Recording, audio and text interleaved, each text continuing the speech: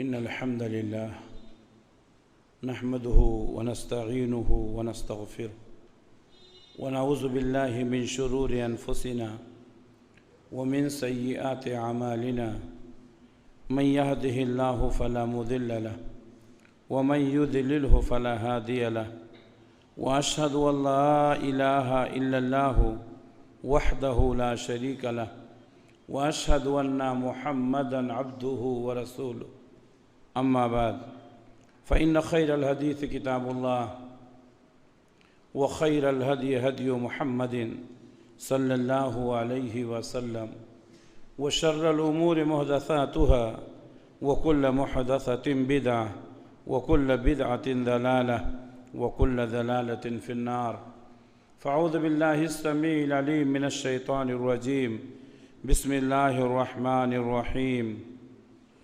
قاف والقرآن المجيد بل عجبوا أن جاءهم منذر منهم فقال الكافرون هذا شيء عجيب أئذا متنا وكنا ترابا ذلك رجع بعيد قد علمنا ما تنقص الأرض منهم وعندنا كتاب حفيظ بل كذبوا بالحق لما جاءهم فهم في أمر مريج يا أيها الذين آمنوا اتقوا الله حق تقاته ولا تموتن إلا وأنتم مسلمون يا أيها الناس اتقوا ربكم الذي خلقكم من نفس واحدة وخلق منها زوجها وبث منهما رجالا كثيرا ونساء واتقوا الله الذي تساءلون به والأرحام إن الله كان عليكم رقيبا يا أيها الذين آمنوا اتقوا الله وقولوا قولا سديدا يصلح لكم أعمالكم ويغفر لكم ذنوبكم ومن يطع الله ورسوله فقد فاز فوزا عظيما ہر طرح کی تعریف اس اللہ رب العالمین کے لیے لائق اور زیبا ہے جو سارے جہان کا اکیلا خالق ہے، مالک ہے، حاکم ہے، رازق ہے، جس کے ہاتھ میں پوری دنیا کی بادشاہت ہے اور جو اپنے عرش پر ہوتے ہوئے پوری کائنات کا نظام چلا رہا ہے۔ بعدہ اس کے تمام نبیوں اور رسولوں پر درود و سلام نازل ہوں، خصوصاً آخری نبی حضرت محمد مصطفیٰ صلی اللہ علیہ وسلم پر، جو آخری نبی، آخری رسول، آخری پیغمبر بنا کر اس دنیا کے لیے بھیجے گئے، جن کے بعد اب قیامت تک کوئی نبی آنے والا نہیں ہے۔ محترم حاضرین، پچھلے جمعہ کے خطبے میں نے بتایا تھا کہ ہر انسان کے سامنے دو راستے ہیں اور اسی کے حساب سے اس کے سامنے دو منزلیں بھی ہیں۔ ایک ایمان اور توحید کا راستہ ہے جسے اپنا کر کے انسان جنت تک جا سکتا ہے، اور ایک کفر کا اور شرک کا راستہ ہے جسے اپنا کر کے انسان جہنم تک پہنچ جاتا ہے۔ انسان جو بھی کام کرتا ہے، چاہے وہ اچھا ہو یا برا، انسان بھول جاتا ہے۔ ہم نے اب تک کتنی نیکیاں کی ہیں ہمیں معلوم نہیں، ہم نے اب تک کتنے گناہ کیے ہیں ہمیں معلوم نہیں، لیکن اللہ تعالیٰ انسان کی نیکیوں کو بھی اور اس کے گناہوں کو بھی محفوظ رکھتا ہے۔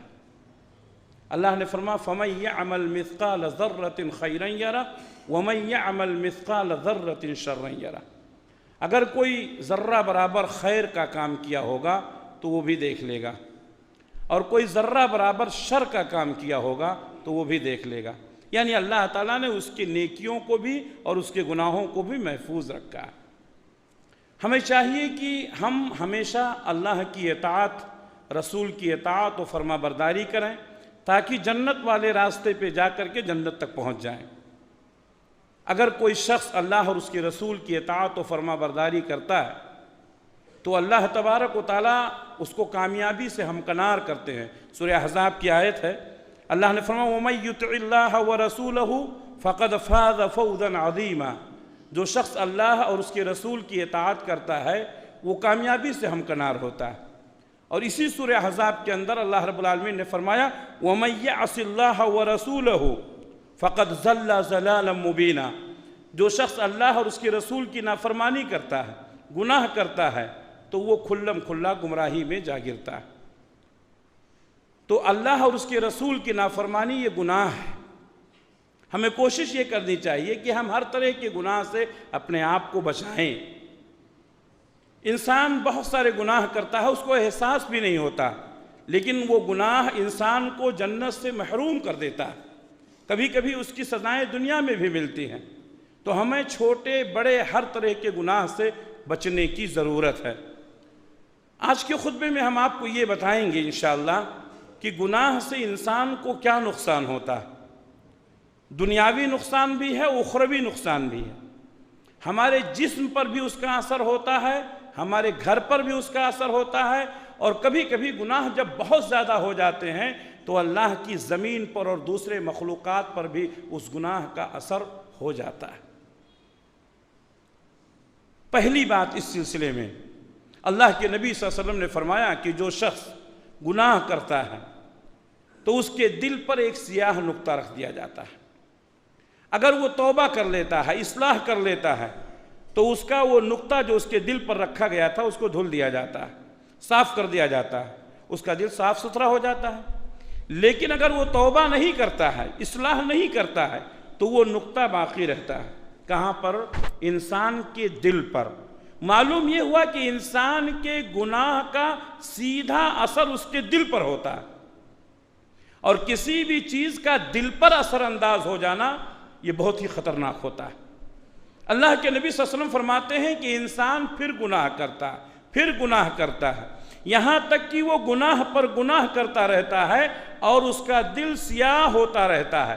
ایک وقت ایسا آ جاتا ہے کہ اس کا دل مکمل طور پر سیاہ ہو جاتا ہے، اور یہی وہ چیز ہے جس کو اللہ تعالیٰ نے قرآن مجید میں رین کہا ہے، کَلَّا بَلْ رَانَ عَلَىٰ قُلُوبِهِمْ۔ اللہ تعالیٰ نے ان کے دل پر مہر لگا دیا، ان کا دل زنگالود ہو گیا، ان کا دل سیاہ ہو گیا، اور جب انسان گناہ کے اس خطرناک موڑ پر پہنچ جاتا ہے تب اس کو اچھے اور برے کی تمیز ختم ہو جاتی ہے۔ ہم نے یہ محسوس کیا ہے اور آپ نے بھی محسوس کیا ہوگا کہ ایک بہت زیادہ گناہ کرنے والا اگر اس کو نیکی کی تعلیم دی جائے تو بجائے اس کے کہ وہ نیکی کی بات کو قبول کرے اور اپنے گناہ کی اصلاح کرے، نیکی کرنے والے سے لڑ جاتا ہے۔ نیکیاں اس کے دل پر اثر انداز نہیں ہوتی ہیں، وہ نیکی کو نیکی اور گناہ کو گناہ بھی نہیں سمجھ پاتا۔ آج بھی ہمارے معاشرے کے اندر بہت سارے لوگ ایسے ہیں، مسلسل گناہوں کی وجہ سے اللہ نے ان کے دل کو سخت کر دیا۔ یہ اللہ کا بہت بڑا عذاب ہے کہ انسان کا دل سخت ہو جائے اور اس کو اپنی گناہ کا احساس بھی نہ ہو اور وہ توبہ بھی نہ کر سکے۔ اس لیے میرے بھائیوں، اپنے آپ کو گناہوں سے بچانے کی کوشش کرو۔ گناہ کا سیدھا اثر انسان کے دل پر ہوتا ہے۔ اسی طریقے سے اگر کوئی شخص گناہ کرتا ہے تو گناہ کی وجہ سے اللہ ناراض ہو جاتا ہے، اور جب اللہ ناراض ہو جاتا ہے تب اللہ کو اس کی فکر نہیں ہوتی ہے۔ وہ انسان ذلیل ہو جائے، وہ انسان مار دیا جائے، وہ انسان کاٹ دیا جائے، اس انسان کے اوپر ظلم کیا جائے، اللہ کو کوئی فرق نہیں پڑتا۔ کیوں؟ اس لیے کہ اللہ تبارک و تعالیٰ اس سے ناراض ہو گیا۔ اللہ کے نبی صلی اللہ علیہ وسلم نے فرمایا ایاکم والمعصیہ، لوگوں اپنے آپ کو اللہ کی نافرمانی سے بچاؤ، گناہ کرنے سے بچاؤ۔ فَإِنَّا بِالْمَعْصِيَةِ حَلَّ سَخْطُ اللَّهِ عَزَّ وَجَلَّ، اس لیے کہ گناہ کی وجہ سے اللہ کی ناراضگی حلال ہو جاتی ہے۔ ہم میں سے بیٹھا ہوا کوئی بھی شخص کیا اس بات کو پسند کرے گا کہ ہمارا رب ہم سے ناراض ہو جائے؟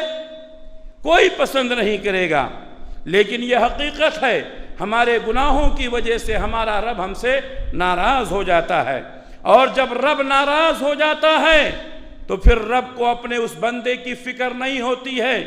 آج مسلمانوں کی حالت کیا ہے؟ ہم اپنی آنکھوں سے دیکھ رہے ہیں، مارا جاتا ہے، کاٹا جاتا ہے، ذلیل کیا جاتا ہے، جیلوں میں ڈالا جاتا ہے۔ کیا ہم نے کبھی احساس کیا کہ ہو سکتا ہے ہمارے گناہوں کی پاداش میں ہمارا رب ہم سے ناراض ہو گیا ہو اور آج ہمیں یہ سزا مل رہی ہے، کیونکہ اللہ کے نبی صلی اللہ علیہ وسلم نے صاف لفظوں میں کہہ دیا ہے کہ گناہ یہ اللہ کو ناپسند ہے، اور جب انسان گناہ کرتا ہے تو اللہ تبارک و تعالیٰ اس سے ناراض ہو جاتا ہے، اور جس سے اللہ ناراض ہو جائے اس کی ذلت اور رسوائی کی فکر اللہ کو نہیں ہوتی۔ تو اپنے آپ کو گناہوں سے بچائیں۔ گناہوں کے جہاں بہت سارے نقصانات ہیں، اس میں سے ایک عظیم خسارہ یہ ہے، عظیم نقصان یہ ہے کہ انسان کے پاس جو نعمتیں رہتی ہیں وہ نعمتیں چھین لی جاتی ہیں۔ انسان صحت مند تھا، گناہ کر کے وہ بیمار ہو گیا۔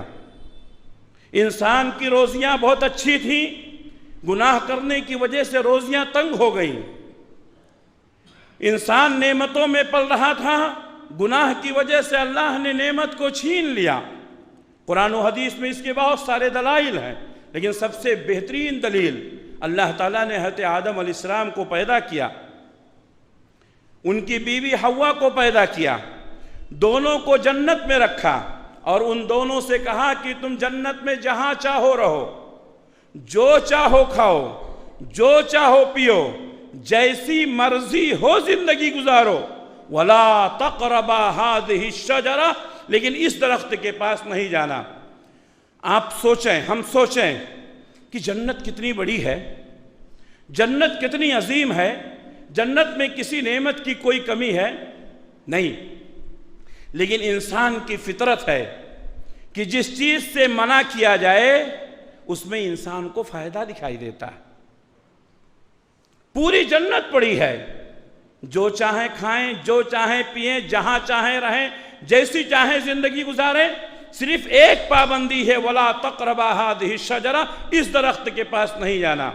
پوری جنت کی نعمتیں ہونے کے باوجود حضرت آدم علیہ السلام کو اللہ نے منع کیا کہ اس درخت کے پاس نہیں جانا، اس کا پھل نہیں کھانا، لیکن شیطان نے گمراہ کیا، شیطان نے بہکایا، پھسلایا، اور اس درخت کا پھل مائی حوا کو اور آدم کو کھلا دیا۔ ان دونوں نے اللہ کے منع کردہ اس درخت کا پھل کھا لیا۔ نتیجہ کیا ہوا؟ اللہ تعالیٰ نے قرآن مجید میں تفصیل کے ساتھ بیان کیا ہے کہ اللہ تعالیٰ نے ان کے جنت کا لباس جو تھا وہ اتار دیا۔ انسان جب گناہ میں مبتلا ہوتا ہے تو بے حیا ہو جاتا ہے، بے شرم ہو جاتا ہے، حیا اور شرم کی اس کو کوئی فکر نہیں ہوتی ہے۔ حضرت آدم علیہ السلام اور مائی حوا کے جسم سے جنت کا لباس اتر گیا، وہ برہنہ ہو گئے۔ پھر ان لوگوں کو احساس ہوا، ان لوگوں نے جنت کے درختوں کے پتوں کو توڑ کر اپنے شرمگاہ کو چھپایا، اور اپنی غلطی کا احساس کرتے ہوئے اللہ سے معافی مانگی۔ ربنا ظلمنا انفسنا وَإِن لَمْ تَغْفِرْ لَنَا وَتَرْحَمْنَا لَنَكُونَنَّ مِنَ الْخَاسِرِينَ، اے ہمارے پروردگار، ہم نے اپنے نفس پر ظلم کر لیا ہے، اگر تو ہم کو معاف نہیں کرے گا لَنَكُونَنَّ مِنَ الْخَاسِرِينَ، تو ہم خسارہ پانے والوں میں سے ہو جائیں گے۔ اللہ تعالیٰ نے آدم اور حوا کی دعا کو قبول کیا، ان کی توبہ کو قبول کیا، ان کے گناہ کو معاف کیا، لیکن پنشمنٹ کے طور پر، سزا کے طور پر جنت سے نکال کر دنیا میں بھیج دیا۔ یہ واقعہ آپ نے کتنی بار سنا ہے، لیکن ہم اس کو اس اینگل سے دیکھتے ہیں۔ ہم اللہ کی کتنی نافرمانی کرتے ہیں۔ آدم علیہ السلام نے اللہ کے ساتھ شرک کیا؟ نہیں۔ کسی کا قتل کیا؟ نہیں۔ کسی پر ظلم کیا؟ نہیں۔ جرم کتنا معمولی ہے ہماری نگاہ میں، بھئی یہ درخت کا پھل نہیں کھانا، کتنا معمولی جرم ہے ہماری نگاہ میں، لیکن جب اللہ پکڑنے پر آتا ہے تو معمولی غلطی پر ایسا پکڑتا ہے، ان بطش ربک لشدید، تمہارے رب کی پکڑ بڑی سخت ہے، اور جب اللہ پکڑتا ہے تو دنیا کی کوئی طاقت اللہ کی پکڑ سے ہم کو بچا نہیں سکتی ہے۔ میرے بھائیو غور کرو، آدم علیہ السلام نے شرک نہیں کیا، ظلم نہیں کیا، کسی کا حق نہیں مارا، کسی کی عزت پر حملہ نہیں کیا، کسی کی مال پر ناجائز قبضہ نہیں کیا، ایک چھوٹا سا جرم اللہ نے کہا تھا یہ نہیں کھانا، کھا لیا۔ آج ہم کتنی چیزیں کھاتے ہیں جس سے اللہ نے ہم کو منع کیا ہے۔ سود کھاتے ہیں، رشوت کھاتے ہیں، دوسروں کا مال ناحق طور پر کھاتے ہیں، ظلم کرتے ہیں۔ جب آدم علیہ السلام کی معمولی غلطی پر اللہ تعالیٰ جنت سے نکال سکتا ہے، ہماری ان بڑی بڑی غلطیوں پر ہم اللہ سے بے خوف اور نڈر کیسے ہو گئے؟ کیا اللہ ہماری ان غلطیوں پر ہم کو پکڑ نہیں سکتا ہے؟ تو جہاں گناہوں کے بہت سارے نقصانات ہیں، اس میں سے ایک عظیم خسارہ اور عظیم نقصان یہ ہے کہ اللہ کی نعمتیں چھین لی جاتی ہیں اور انسان اللہ کی نعمتوں سے محروم ہو جاتا ہے۔ آج ہمارے بہت سارے لوگ پریشان ہیں، کاروبار نہیں ہے، نوکری نہیں ہے، بزنس نہیں ہے، پریشان ہیں۔ آخر اس کے بہت سارے وجوہ ہیں، بہت سارے اسباب ہیں۔ کبھی آپ نے سبب تلاش کیا؟ ہمیشہ شکوہ کرتے ہیں کہ کاروبار نہیں ہے، ہمیشہ شکوہ کرتے ہیں کہ پیسے نہیں ہیں، ہمیشہ شکوہ کرتے ہیں کہ برکت نہیں ہے۔ کیا ہم نے پچھلی زندگی کو دیکھا؟ کیا ہم نے اپنی غلطی کا احساس کیا؟ کیا ہم نے اس غلطی کو دور کرنے کی کوشش کی؟ آئیے اللہ کے نبی صلی اللہ علیہ وسلم کی حدیث بتاؤں۔ آپ صلی اللہ علیہ وسلم نے فرمایا، ابن ماجہ کی حدیث ہے، ان الرجل لیحرم الرزق بخطیۃ یعملها، انسان اپنے اس خطا کی وجہ سے جو اس نے انجام دیا ہے رزق سے محروم ہو جاتا ہے۔ انسان جب گناہ کرتا ہے تو اللہ روزیوں سے محروم کر دیتا ہے، معیشت ٹائٹ ہو جاتی ہے، محنت کرتا ہے فائدہ نہیں ہوتا، یا فائدہ ہوتا ہے تو اس قدر نہیں ہوتا ہے جیسا ہونا چاہیے۔ آج روزیوں میں بے برکتی کی ایک سبب، ایک وجہ یہ بھی ہے کہ ہم گنہگار ہو گئے ہیں۔ اللہ تعالیٰ نے فرمایا وَمَنْ أَعْرَضَ عَنْ ذِكْرِي فَإِنَّا لَهُ مَعِيشَةً ضَنْكًا، جو شخص ہمارے ذکر سے اعراض کرے گا ہم اس کی روزی کو تنگ کر دیں گے۔ وَنَحْشُرُهُ يَوْمَ الْقِيَامَةِ عَامًا، اور ہم قیامت کے دن اس کو اندھا کر کے اٹھائیں گے۔ دنیا میں سزا روزی مشکل سے ملتی ہے، آخرت کی سزا اندھے ہو جائیں گے۔ میرے بھائیوں، ہمیں گناہوں سے اپنے آپ کو بچانے کی ضرورت۔ اگر ہم چاہتے ہیں کہ ہماری روزیوں میں برکت ہو، اگر ہم چاہتے ہیں کہ ہماری روزیوں میں اور ہماری کمائی میں برکت ہو، تو ہمیں اپنے آپ کو گناہوں سے بچانا ہوگا، ورنہ گناہوں کی پاداش میں روزیاں تنگ ہو جائیں گی۔ ہم محنت کریں گے، مشقت کریں گے، لیکن روزیاں اس قدر نہیں ملیں گی جیسی ملنی چاہیے۔ اسی طریقے سے گناہوں کی وجہ سے انسان کی نیکیاں برباد ہو جاتی ہیں۔ اللہ کے نبی صلی اللہ علیہ وسلم نے ایک بار اپنے صحابہ سے پوچھا کہ بتاؤ مفلس کون ہے؟ صحابہ کرام نے فرمایا کہ جس کے پاس درہم و دینار نہ ہو، روپیہ پیسہ نہ ہو، وہ مفلس ہے۔ اللہ کے نبی صلی اللہ علیہ وسلم نے فرمایا نہیں، میری امت کا مفلس وہ ہے جو بہت ساری نیکیاں لے کر کے آئے گا، بہت ساری نیکیاں ہوں گی اس کے پاس، نماز، روزہ، زکوٰۃ، صدقہ، خیرات، حج، عمرہ، تلاوت قرآن، بہت ساری نیکیاں لے کر کے آئے گا۔ کسی کو مارا ہوگا، کسی کو ستایا ہوگا، کسی کو گالی دی ہوگی، اللہ تبارک و تعالیٰ اس ظلم کی وجہ سے اس کی نیکیاں اٹھا کے اس شخص کو دے گا جس کو اس نے مارا تھا، جس نے اس کو ستایا تھا، جس کو اس نے گالی دی تھی۔ میرے بھائیوں، سوچو کتنا بدنصیب ہے وہ آدمی، کتنا بدنصیب ہے کہ نیکیاں تو کیا لیکن بچا نہیں سکا۔ نیکیاں کرنے کے بعد وہ نیکیاں دوسروں کی جھولی میں چلی گئیں، اللہ نے دوسروں کو اٹھا کر دے دیا۔ ہم سوچیں کہیں ہم کسی کے اوپر ظلم تو نہیں کرتے ہیں، ہم نے کسی کے ساتھ بد کلامی تو نہیں کی ہے، ہم نے کسی کا دل تو نہیں دکھایا ہے؟ اگر ایسا ہے تو ہماری نیکیاں اس کی جھولی میں چلی جائیں گی۔ اور اللہ کے نبی صلی اللہ علیہ وسلم نے فرمایا اس کے باوجود بھی اگر ظلم باقی رہے گا تو مظلوم کے گناہ کو اس کے اوپر ڈال دیا جائے گا۔ میرے بھائیوں، نیکیاں کر لینا کمال نہیں ہے، نیکیوں کو بچانا کمال ہے۔ آج انسان اپنے گناہوں کی وجہ سے ڈوبا ہوا ہے۔ اسی طریقے سے اللہ کے نبی صلی اللہ علیہ وسلم نے فرمایا میں اپنی امت کے ان لوگوں کو جانتا ہوں جو قیامت کے دن ڈھیر ساری نیکیاں لے کر کے آئیں گے۔ آپ نے مثال دی، تہامہ پہاڑ کی طرح سے ان کی نیکیاں چمک رہے ہوں گی، پہاڑ کی جیسی نیکیاں لے کر کے آئیں گے، لیکن اللہ کے سامنے جب وہ پہنچیں گے اللہ تبارک و تعالیٰ ان کی نیکیوں کو ہواؤں میں اڑا دے گا۔ ان کی ساری نیکیاں برباد ہو جائیں گی۔ صحابہ نے پوچھا اللہ کے رسول کیوں؟ اور آپ نے یہ فرمایا میری امت میں ایسے لوگ ہوں گے جو بہت ساری نیکیاں لے کر آئیں گے اور اللہ ان کی نیکیوں کو برباد کر دے گا۔ صحابہ نے پوچھا وہ کیوں ہوگا؟ اللہ سے وہ کون لوگ ہوں گے؟ تو آپ نے فرمایا وہ تمہاری طرح ہوں گے، وہ تمہاری طرح ہوں گے، نماز بھی پڑھیں گے، روزہ بھی رکھیں گے، زکوٰۃ بھی دیں گے، اللہ کی عبادت کریں گے بالکل تمہاری طرح، لیکن گناہ کیا ہوگا؟ خلوت میں اپنے آپ کو گناہ سے نہیں بچا پائیں گے۔ یہ جو موبائل ہے نہیں ہمارے ہاتھوں میں، کیا بوڑھا، کیا جوان، کیا مرد، کیا عورت، کیا امیر، کیا غریب، ہر آدمی کے سامنے اس کا فون، اسمارٹ فون کنیکشن جڑا ہوا ہے، نیٹ سے جڑا ہوا ہے۔ ہمارے نوجوان رات بھر فیس بک پر، واٹس ایپ پر، یوٹیوب پر کیا کرتے ہیں؟ کبھی آپ نے سوچا خلوت کے گناہ کے بارے میں؟ انسان لوگوں کے سامنے بہت اچھا ہے، نماز پڑھ رہا ہے، روزہ رکھ رہا ہے، نیکیاں کر رہا ہے، تنہائی میں کیا کرتا ہے؟ تنہائی میں اپنے آپ کو بچانا یہ بڑی نیکی ہے۔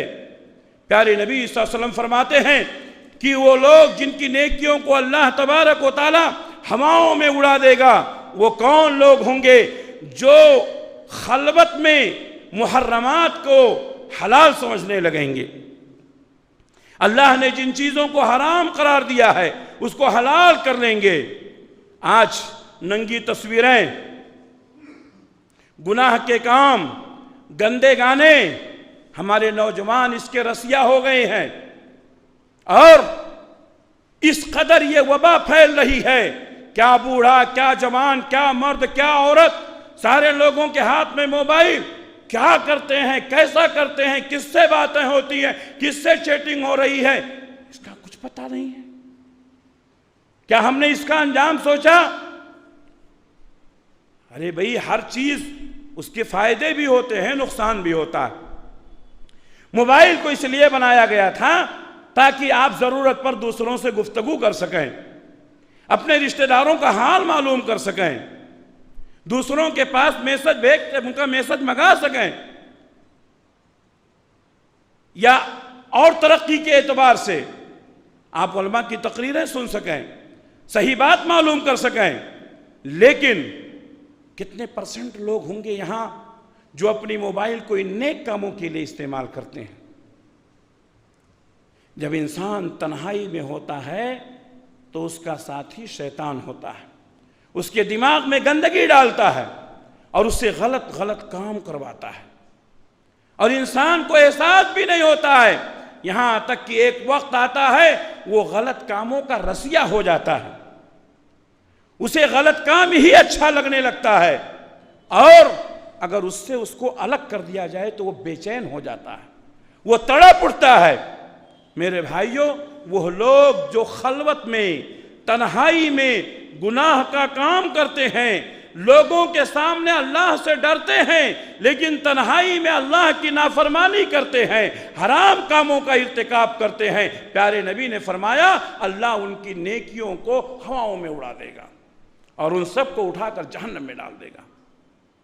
غور کرو کہ تنہائی میں کیے جانے والے گناہ ہماری نیکیوں کو کس قدر برباد کر دیتے ہیں۔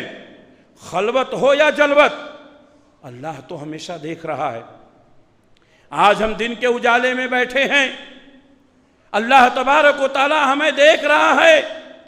رات کے اندھیرے میں، تنہائی میں جب ہم ہوتے ہیں، دنیا کی نگاہوں سے اوجھل ہوتے ہیں، لیکن ہمارا رب رات کی تنہائی میں بھی ہمیں دیکھتا ہے ہم کیا کر رہے ہیں۔ اس لیے میرے بھائیوں، لوگوں سے نہیں اللہ سے ڈرنے کی ضرورت ہے۔ کبھی کبھی انسان کسی گناہ کو معمولی سمجھتا ہے لیکن وہ گناہ اس کو جہنم تک پہنچا دیتا ہے۔ مشہور حدیث ہے، آپ نے سنا ہوگا، ایک عورت نے ایک بلی پکڑا، بلی کو باندھ دیا، مشہور حدیث ہے۔ حدیث کے الفاظ ہیں کہ بلی کو کھانا پانی نہیں دیا، اور نہ ہی اس کو چھوڑا تاکہ وہ جا کر کے اپنی روزی خود تلاش کر لے۔ نتیجہ کیا ہوا؟ وہ بلی تڑپ تڑپ کر مر گئی۔ وہ بلی بھوک اور پیاس سے تڑپ کر مر گئی۔ اللہ کے نبی صلی اللہ علیہ وسلم نے فرمایا کہ اس جرم کی پاداش میں اللہ تعالیٰ نے اس عورت کو جہنم میں ڈال دیا۔ ایک معصوم جانور بلی، اللہ کی نگاہ میں اس کی کیا حیثیت ہے ہمیں نہیں معلوم، لیکن ہر جاندار کے ساتھ ہمیں رحم و کرم کا معاملہ کرنا چاہیے۔ ایک عورت اگر ایک بلی کو مارنے کی وجہ سے جہنم میں جا سکتی ہے، لوگ انسانوں کو قتل کر دیتے ہیں۔ ایک بلی کو بھوکا رکھنا جرم ہے، تو کسی انسان کو بھوکا اور پیاسا رکھنا کتنا بڑا جرم ہے؟ کبھی ہم نے غور کیا؟ اپنے ماتحتین کے بارے میں، اپنے غلاموں اور نوکروں اور کام کرنے والوں کے بارے میں، اپنے بیوی اور بچوں کے بارے میں، یہ کہیں ایسا تو نہیں ہے کہ ان کا پیٹ ہم نہیں بھر پا رہے ہیں؟ کہیں ایسا تو نہیں ہے کہ جتنا مقدار میں کھانا پانی ان کو ملنا چاہیے نہیں مل پا رہا ہے؟ اگر ہمارے ماتحتین میں کوئی ایسا ہے جس کے کھانے اور پانی کا مکمل طور پر انتظام نہیں ہو پاتا ہے، تو ہمیں سمجھ لینا چاہیے کہ یہ جرم ہے، اور یہ جرم ہم کو جہنم تک پہنچا سکتا ہے۔ ایک عورت کو اللہ نے بلی کو مارنے کی وجہ سے جہنم میں ڈال دیا، تو کسی انسان کو مارنا، کسی انسان کو قتل کرنا، کسی انسان کو بھوکا رکھنا، کسی انسان کو پیاسا رکھنا، کسی انسان پر ظلم کرنا، کسی انسان کی ضرورت کو پوری نہ کرنا، یہ کتنا بڑا گناہ ہے۔ میرے بھائیوں، ایسی بے شمار مثالیں قرآن و حدیث میں مل سکتی ہیں، اس لیے ہمیں چاہیے کہ اپنے آپ کو گناہوں سے بچانے کی کوشش کریں۔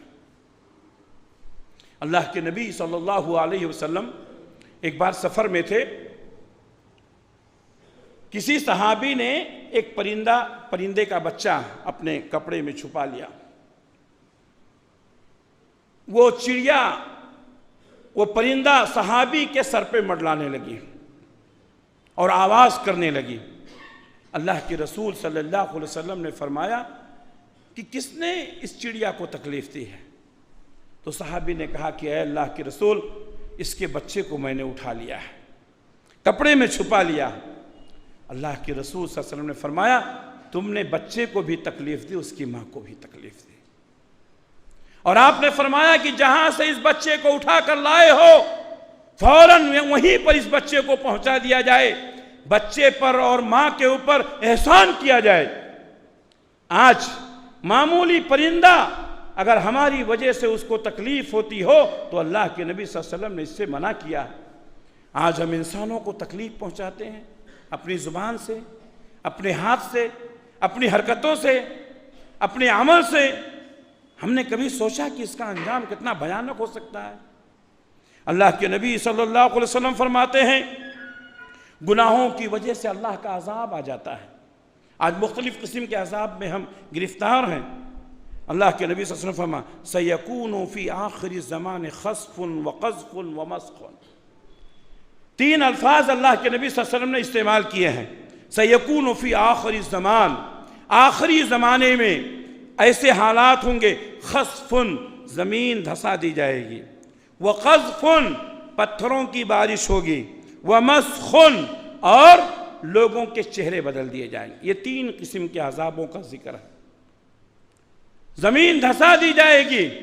آج ہم روز سنتے ہیں فلاں جگہ پر زلزلہ آ گیا، زمین دھس گئی، فلاں جگہ پر زلزلہ آ گیا، عمارتیں گر گئیں۔ اللہ کے نبی نے فرمایا ایسا ہوگا، سَيَكُونُ فِي آخِرِ الزَّمَانِ، آخری زمانے میں ایسا ہوگا، خَسْفٌ زمین کو دھسا دیا جائے گا، وَقَذْفٌ آسمان سے پتھروں کی بارش ہوگی، فصلیں برباد کر دی جائیں گی، باغات کے پھل برباد ہو جائیں گے، وَمَسْخٌ چہرے بدل جائیں گے، بگڑ جائیں گے۔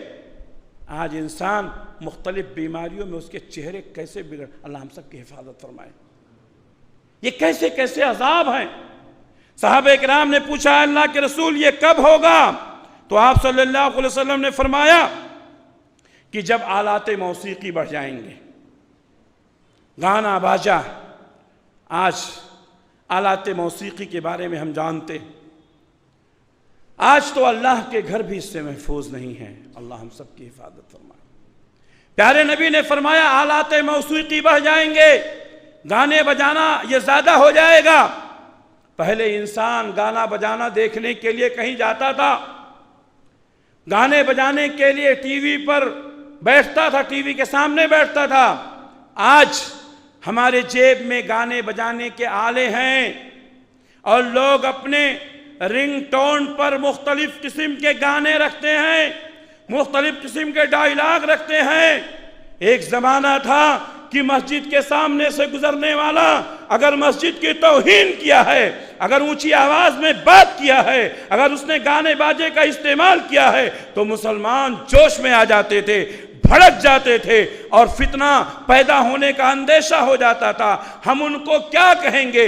آج ہماری حالت یہ ہے کہ ہم نماز میں کھڑے ہوتے ہیں، صفوں میں کھڑے ہیں، امام کے پیچھے کھڑے ہیں، ہماری موبائل پہ گانا بج رہا ہے، حافظ صاحب کی تلاوت ہو رہی ہے، ہماری موبائل میں گانا بج رہا ہے۔ میرے نوجوانوں، بوڑھوں، ماں اور بہنوں، سوچو زمانہ کس قدر بدل گیا ہے، ہماری سوچ کتنی گھٹیا ہو گئی ہے اور ہم تباہی و بربادی کے کس دہانے پر پہنچ گئے ہیں۔ اللہ کے نبی نے فرمایا جب یہ گانے اور باجے زیادہ ہو جائیں گے، آلات موسیقی بڑھ جائیں گے تو عذاب آئے گا، آسمان سے پتھروں کی بارش ہوگی، زمین دھسا دی جائے گی، چہرے بگاڑ دیے جائیں گے۔ تو یہ آلات موسیقی۔ دوسری بات آپ نے فرمایا گانے بجانے والیوں کی کثرت ہو جائے گی، گانے بجانے والیوں کی کثرت ہو جائے گی۔ آج بچہ بچہ ناچ رہا ہے، بچہ بچہ تھرک رہا ہے۔ ہمارے مہذب گھرانے جو اپنے آپ کو بہت مہذب سمجھتے ہیں، ان کی چھوٹی چھوٹی بچیاں، چھوٹے چھوٹے بچے ٹی وی کے سامنے کھڑے ہو کر کے گندے کام کرنے والے وہ ایکٹرز، ان کی نقل میں یہ اپنے آنگن میں تھرکتی رہتی ہیں، بچے تھرکتے رہتے ہیں۔ ماں باپ کے سامنے بچے اور بچیاں گانا گاتے ہیں، تھرکتے ہیں، اور ہماری غیرت اس قدر مر چکی ہے کہ ہم ان کو منع بھی نہیں کر پاتے ہیں۔ ہم کیا کہیں گے دوسروں کو برا؟ پھر کہتے ہیں عذاب آ گیا، اللہ ہمارے اوپر رحم نہیں کر رہا ہے، یہ گناہوں کی وجہ سے عذاب آ رہا ہے۔ اور تیسرا گناہ اللہ کے نبی نے فرمایا شراب کو حلال کر لیا جائے گا۔ آج ہمارے نوجوان شراب کے رسیا ہو گئے ہیں اور مختلف قسم کا نام بدل بدل کر شراب کا استعمال کیا جا رہا ہے۔ کوئی شراب پی رہا ہے، کوئی افیون کھا رہا ہے، کوئی انجیکشن لگوا رہا ہے، کوئی نشہ آور گولیاں کھا رہا ہے، مختلف قسم کے نشہ آور چیزوں کا استعمال کر کے انسان اپنی جوانی بڑھاتا ہے۔ میرے بھائیوں، آج ہماری حالت کیا ہو گئی ہے؟ آج ہم کہاں پہنچ گئے ہیں؟ ان گناہوں کی پاداش میں اللہ کا عذاب آتا ہے۔ تو یہ گناہوں کی وہ مختصر فہرست ہے جو میں نے آپ کے سامنے پیش کیا ہے۔ ابھی اس کی فہرست بہت زیادہ ہے، لیکن جمعہ کا یہ مختصر وقت اس بات کی اجازت نہیں دیتا ہے کہ ان تمام پر روشنی ڈالی جائے۔ البتہ حالات اور ظروف کے اعتبار سے میں نے جن باتوں کو مناسب سمجھا آپ کے سامنے ذکر کیا ہے، اور اس کا پہلا مخاطب میں خود ہوں۔ اللہ سے دعا ہے کہ اللہ تبارک و تعالی ہمیں گناہوں سے بچنے کی توفیق عنایت فرمائے، اللہ کے حضور توبہ کرنے کی توفیق عنایت فرمائے، ورنہ ہم تباہ و برباد ہو جائیں گے اور ہمیں بچانے والا کوئی نہیں ہوگا۔ اے اللہ ہمیں چھوٹے بڑے گناہوں سے حفاظت فرما، اے اللہ ہمیں نیکیاں کرنے کی توفیق عنایت فرما، اے اللہ ہمارے بچوں کی، ہمارے نسلوں کی حفاظت فرما، اے اللہ معصیت سے، گمراہی سے اور ہر برے کام سے ہم سب کی حفاظت فرما مولا۔ اے اللہ ہمیں چھوٹی بڑی نیکیاں کرنے کی توفیق عنایت فرما مولا۔ اے اللہ ہمارے دلوں کی اصلاح کر دے، ہمارے ذہنوں کی اصلاح کر دے۔ اے اللہ ہم سب کو نیک بنا دے، نیکی کو پھیلانے والا بنا مولا۔ اے اللہ ہم سب کو گناہوں سے بچنے کی اور دوسروں کو گناہوں سے بچانے کی فکر کرنے کی توفیق عنایت فرما مولا۔ اے اللہ جب تک دنیا میں رکھ اسلام پر قائم رکھ، خاتمہ ہو تو ایمان بالخیر پر ہو۔ ربنا تقبل منا انک انت السمیع العلیم وتب علینا انک انت التواب الرحیم برحمتک یا ارحم الراحمین آمین۔